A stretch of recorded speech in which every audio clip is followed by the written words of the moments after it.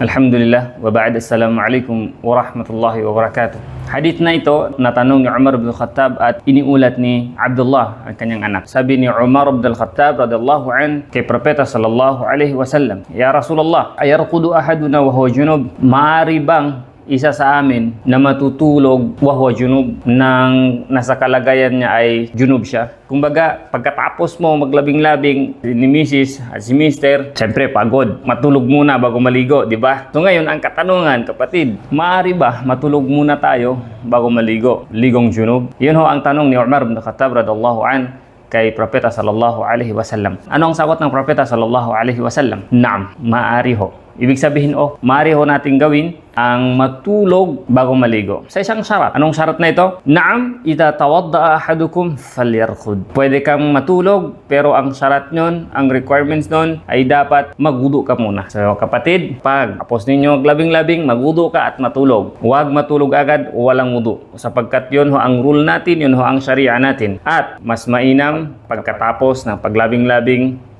maligo agad, sapagkat kumbaga yun ho ang pinakamainam. Kapatid, yun lang. Assalamualaikum warahmatullahi wabarakatuh.